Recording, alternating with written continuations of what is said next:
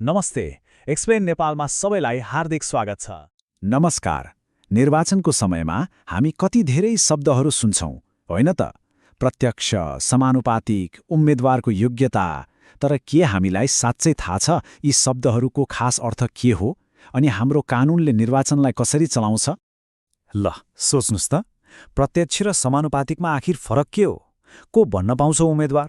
अनि कस्तो अवस्थामा चाहिँ उम्मेदवार हुन पाइँदैन? चुनावमा जति पनि खर्च गर्न पाइन्छ त? पक्कै पनि यी प्रश्नहरू हाम्रो मनमा खेलिरहेकै हुन्छन्। ल आज हामी यिनै सबै प्रश्नको जवाफ खोज्नेछौँ।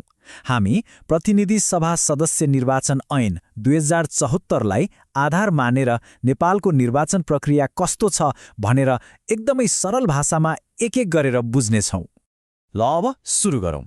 सबैभन्दा पहिले प्रतिनिधि सभा भनेको के हो र यसको चुनाव कसरी हुन्छ यहीबाट कुरा थालौँ। हाम्रो प्रतिनिधि सभामा जम्मा सदस्य सङ्ख्या हुन्छ 275 हो। नेपालको संविधान र यही निर्वाचन ऐनले तोकेको सङ्ख्या हो। यो हाम्रो सङ्घीय संसदको तल्लो सदनको लागि। अब प्रश्न आउँछ, यो 275 जना कसरी छानिएर आउँछन् त? यहाँनिर कुरा अलिक रोचक छ। कानुनले दुईवटा तरिका तोकेको छ। 165 जना चाहिँ प्रत्यक्ष निर्वाचन प्रणालीबाट आउँछन् भने बाँकी 110 जना समानुपातिक निर्वाचन प्रणालीबाट। ल अब हेरौँ यी दुई प्रणालीमा के फरक छ। प्रत्यक्ष, जसलाई फर्स्ट पास द पोस्ट पनि भनिन्छ, त्यो भनेको सिधा सिधा हिसाब हो। देशलाई 165वटा क्षेत्रमा बाँडिन्छ अनि हरेक क्षेत्रका मतदाताले आफ्नो उम्मेद्वारलाई भोट हाल्छन्। जसले सबैभन्दा धेरै भोट पायो उही जित्यो। एकदमै सरल। तर समानुपातिकमा चाहिँ अलि फरक छ। यहाँ पुरै देश नै एउटा क्षेत्र हो। हामीले कुनै व्यक्तिलाई होइन कि सिधै राजनीतिक पार्टीलाई भोट दिन्छौँ अनि कुन पार्टीले देशैभरिबाट कति प्रतिशत भोट पायो त्यही अनुपातमा उसले सिट पाउँछ। ल निर्वाचन प्रणाली त बुझियो। अब अर्को महत्त्वपूर्ण कुरा, उम्मेदवार को बन्न पाउँछ र को चाहिँ पाउँदैन। कानुनले यसको लागि के भनेको छ हेरौँ। कानुनको दफा 12ले उम्मेद्वार बन्न चाहिने 5वटा योग्यता तोकेको छ। पहिलो त नेपाली नागरिक हुनै पर्यो। त्यसपछि कम्तीमा 25 वर्ष उमेर पुगेको हुनु पर्यो अनि मतदाता नामावलीमा नाम पनि हुनु पर्यो। अर्को कुरा, अरू कुनै कानुनले अयोग्य भनेको हुनु भएन र अन्त्यमा कुनै पनि लाभको पदमा बसेको हुनु भएन। हेर्नुस्, हामीले यो कुरा मनगढन्ते भनेका होइनौँ। ऐनको दफा 12मा नै यी कुराहरू प्रष्ट लेखिएको छ। यसले हाम्रो कुराको आधार कानुनै हो भन्ने देखाउँछ। एउटा कुरा, यहाँ लाभको पद भनिएको छ नि, यसको मतलब सरकारी पैसाबाट तलब खाने कुनै पनि पद हो। तर चुनाव जितेर जाने राजनीतिक पदहरू चाहिँ यसमा पर्दैनन्। योग्यताको कुरा त भयो, अब अयोग्यताको कुरा गरौँ। मतलब कस्तो व्यक्तिले उम्मेद्वार बन्न पाउँदैन। ऐनको दफा 13 अनुसार यदि कोही सरकारी, प्रदेश वा स्थानीय तहको कर्मचारी हो भने उसले पाउँदैन। त्यस्तै चुनावमा धाँधली गरेको, भ्रष्टाचार गरेको वा अरू कुनै फौजदारी अभियोगमा सजाय पाएको व्यक्ति पनि अयोग्य हुन्छ। कालो सूचीमा परेको वा मानसिक सन्तुलन ठिक नभएको व्यक्तिले पनि उम्मेदवारी दिन पाउँदैन। ल को उम्मेदवार बन्न पाउँछ, को पाउँदैन भन्ने त थाहा भयो। अब चुनावको प्रक्रिया चाहिँ कसरी अघि बढ्छ त्यतातिर लागौँ। निर्वाचन प्रक्रियाका केही चरणहरू हुन्छन्। सबैभन्दा पहिले उम्मेद्वारहरूले निर्वाचन आयोगले तोकेको समयमा आफ्नो नाम दर्ता गराउँछन्। त्यसपछि आयोगले सबै उम्मेद्वारहरूको अन्तिम सूची निकाल्छ अनि सुरु हुन्छ चुनाव चिन्ह दिने काम, चाहे त्यो पार्टीको होस् वा स्वतन्त्र। र अन्त्यमा हामीले भोट हाल्ने दिन आउँछ। अब मतपत्रको कुरा गरौँ। कानुनको दफा 35ले के भन्छ भने भोट हाल्ने बेलामा हामीले एउटै मतपत्र पाउँछौँ र त्यही एउटै कागजमा हामीले प्रत्यक्षतर्फको आफ्नो उम्मेदवारलाई र समानुपातिकतर्फ आफूलाई मनपर्ने पार्टीलाई दुवैलाई भोट हाल्नुपर्छ। यसले गर्दा भोट हाल्न सजिलो र छिटो हुन्छ। भोट हालिसकेपछि के हुन्छ त? अब सुरु हुन्छ मतगणना र नतिजा घोषणाको प्रक्रिया। अनि उम्मेदवारहरूको जिम्मेवारी र जवाफदेहिताको कुरा पनि यहीँबाट सुरु हुन्छ। अब विजेता कसरी घोषणा हुन्छ त्यो पनि हेरौँ। प्रत्यक्षतर्फ त सिधा छ, जसको भोट सबैभन्दा धेरै आयो उही जित्यो। तर सोच्नुस् त, यदि 2 जनाको भोट बराबर भयो भने के गर्ने?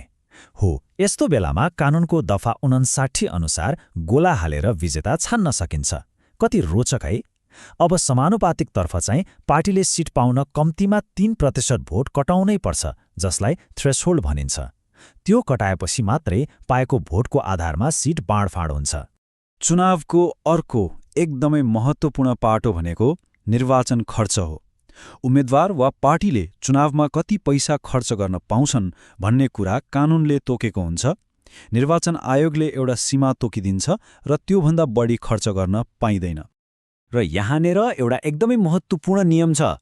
चुनावको अन्तिम नतिजा आएको 35 दिनभित्र जम्मा 35 दिनभित्र हरेक उम्मेद्वार र पार्टीले आफ्नो खर्चको पुरै विवरण आयोगलाई बुझाउनै पर्छ। यो ऐनको दफा 72ले अनिवार्य गरेको कुरा हो। किन? ताकि चुनावमा पारदर्शिता होस् र सबैजना जवाफदेही बनुन्। नेपालमा निष्पक्ष र स्वतन्त्र चुनाव गराउने जिम्मा कसको हो त? त्यो हो निर्वाचन आयोगको। अब आयोगको भूमिका र अधिकारबारे थोरै कुरा गरौँ। आयोगको काम धेरै छ। सरकारलाई चुनावको मिति कहिले राख्ने भनेर सल्लाह दिनेदेखि लिएर पुरै चुनाव प्रक्रियालाई व्यवस्थापन गर्ने काम आयोगकै हो। चुनावमा के गर्नुहुन्छ, के गर्नु हुँदैन भनेर आचार संहिता बनाउने र त्यसलाई लागू गराउने, अनि उम्मेद्वार र पार्टीहरूलाई निर्देशन दिने र अन्त्यमा चुनावको नतिजा घोषणा गर्ने काम पनि आयोगले नै गर्छ। र ऐनको दफा 54 र 55ले आयोगलाई एउटा निकै ठूलो अधिकार दिएको छ। यदि कतै चुनावमा धान्ली भयो, कसैले बुथ कब्जा गर्यो वा भोट गन्दा मतपत्र नै नष्ट गरियो भने आयोगले त्यहाँको चुनाव वा मतगणनालाई रद्द गरेर फेरि चुनाव गराउन सक्छ। यो अधिकारले चुनावको निष्पक्षतालाई जोगाउन ठूलो मद्दत गर्छ। ल, अब हामी लगभग अन्त्यमा आइपुगेका छौँ।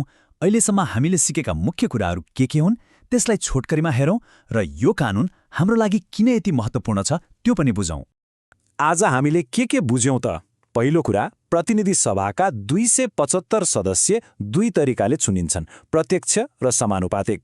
दोस्रो, उम्मेद्वार बन्नका लागि कानूनले कडा नियमहरू बनाएको छ।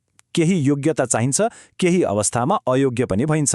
तेस्रो, चुनावको सुरुदेखि अन्त्यसम्मको हरेक काम कानून अनुसार चल्छ। त्यसैले चाहे मतदाता होस् वा उम्मेद्वार, यो कानूनबारे जान्नु सबैका लागि जरुरी छ। किनभने एउटा कुरा के साँचो हो भने जति धेरै नागरिकलाई निर्वाचन र यसको कानूनबारे थाहा हुन्छ, हाम्रो लोकतन्त्र पनि त्यति नै बलियो हुँदै जान्छ। आखिर जानकारी भएको मतदाताले नै त हो सही निर्णय लिने। अब जाँदा जाँदै एउटा प्रश्न छोडेर जान्छु। निर्वाचनका यी सबै कानूनी कुराहरू थाहा पाइसकेपछि एक मतदाताको रूपमा आफ्नो भूमिका र जिम्मेवारीलाई हेर्ने नजरमा केही फरक पर्ला त? एकपटक सोच्न सकिन्छ है। ल त, आजको यो प्रस्तुति यहाँहरूलाई कस्तो लाग्यो? यदि यो जानकारीमूलक लाग्यो र मन पर्यो भने हामीलाई अझै यस्तै सामग्री बनाउन हौसला दिन सक्नुहुन्छ। एकदमै सजिलो छ। सबैभन्दा पहिले यो भिडियोलाई एउटा लाइक गरिदिनुहोस्। त्यसपछि एक्सप्लेन नेपाललाई अहिलेसम्म सब्स्क्राइब गर्नुभएको छैन भने त्यो पनि गरिहाल्नुहोस्। र हो, सबैभन्दा महत्त्वपूर्ण कुरा, त्यो छेउमा रहेको सानो घण्टी छ नि, त्यसलाई चाहिँ दबाउन नबिर्सनुहोला है। किनभने त्यो घण्टी दबाउनु भयो भने हामीले नयाँ भिडियो हाल्ने बित्तिकै यहाँहरूले थाहा पाइहाल्नुहुन्छ, अनि कुनै पनि जानकारी छुट्ने कुरै भएन नि। हेर्नुहोस्, हाम्रो उद्देश्य भनेको यस्तै ज्ञानवर्धक कुराहरू सकेसम्म धेरैभन्दा धेरै मानिसहरूसम्म पुगोस् भन्ने हो। र यो काममा यहाँहरूले हामीलाई सानो मद्दत गर्न सक्नुहुन्छ। बस यो भिडियोलाई आफ्ना साथीभाइ, परिवारसँग सेयर गरिदिनुहोस्। ज्ञान बाँड्दा बढ्छ भन्छन् नि, होइन त? अनि अर्को कुरा, हामी फेसबुकमा पनि छौँ नि। थप जानकारीका लागि त्यहाँ पनि हामीलाई फलो गर्न सक्नुहुन्छ है। ल, यतिन्जेलसम्म हामीसँगै रहिदिनु भएकोमा यहाँहरू सबैलाई धेरै धेरै धन्यवाद। अब अर्को पटक यस्तै कुनै नयाँ र रोचक विषय लिएर फेरि भेटौँला। त्यतिन्जेलसम्मका लागि नमस्ते।